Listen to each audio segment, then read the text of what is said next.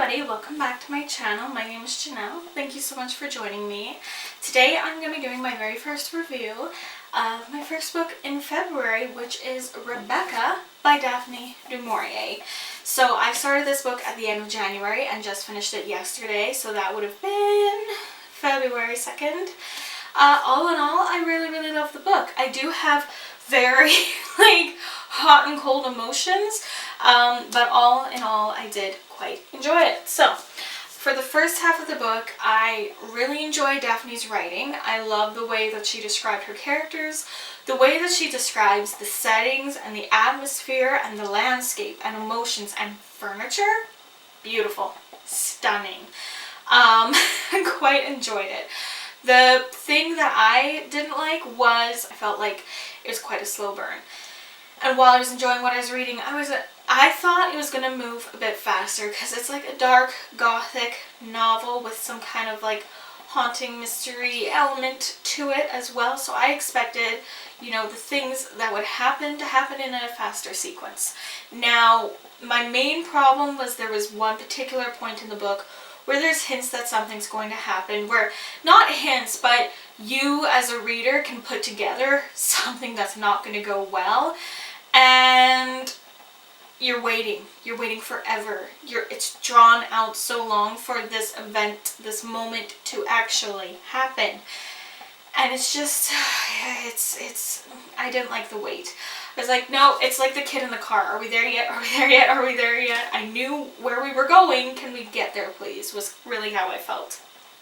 However, the second half was much faster paced, and I really enjoyed the second half. Definitely more than the first. If the whole book had been written like the second half, it would have been 5 stars from me. That being said, it got 4 stars. I did overall really enjoy it. This is a book where I can easily say the character arc, the way the characters changed and grew as people, was the most dramatic I've ever seen. Easily. The most dramatic I have ever seen. Because I'm reading the first half, and I'm liking the writing. I'm understanding why she was an amazing author. But I'm like, why are so many people obsessed with this book? Like, I wasn't loving things about the main characters, like I said. I wasn't loving how one was behaving, and I wasn't loving how one wasn't behaving, and things like that. And then by the end of the book, I was like, oh my god. Oh, this was incredible. So I thought it was really good. The ending was actually exactly what I predicted, but it wasn't written how I thought it would be. Typically an ending like that would actually really aggravate me. It's a pet peeve, kind of. But the way she did it was just so artful, and I was really satisfied with it. I was like, okay, this is where an ending like that makes sense. The audiobook was amazing. I listened to the audiobook with it, and that definitely helped out in the first part of the story, but it was really good. If anyone doesn't know the premise of the story, it is Rebecca is not our main character. We actually never learn her name. So we see this gentleman, Maxim de Winter, and he marries this girl. One thing I didn't know about, there's a massive age gap between the two. I was not aware of that going in, but there's a massive age gap. So we see him, we see her in their newlywed life. They go back to Manderley, his estate. His wife had died less than a year ago, I believe, for mysterious circumstances, and we don't know what's going on. And we hear Rebecca vaguely mentioned, but everyone's just kind of suspicious, cold, distant. But Rebecca's essence is everywhere, through the house, through the estate, through everyone's mind. She's always present. She is always there. And yeah, fair enough, that would not be a fun time. It would not be a party. But the twists and the turns and the things, the climax took a very different direction than I thought it was going to. I didn't expect that at all. I saw like a build up, but it didn't turn into what I thought it would be. So I really liked that.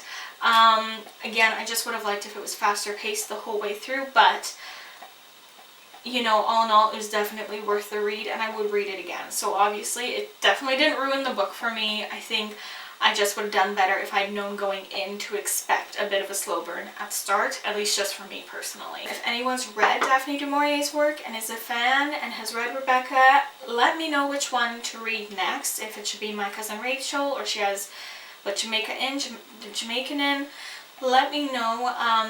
Especially keeping in mind it was the second half of the book that I really connected with. It's that style that I'm like, okay, I want more of that. It was astounding. Her writing is incredible. So I highly recommend it. I'm glad I've read it. I'm glad it's off my TBR. It's been there for a few years. So yeah, that's how I felt about Rebecca. So thanks for watching. If you have any thoughts, let me know. And please like, comment, and subscribe. And I can't wait to see what other books I read in February and what other books I get to review for you. So I'll see you soon. Until then, stay safe and take care. Bye!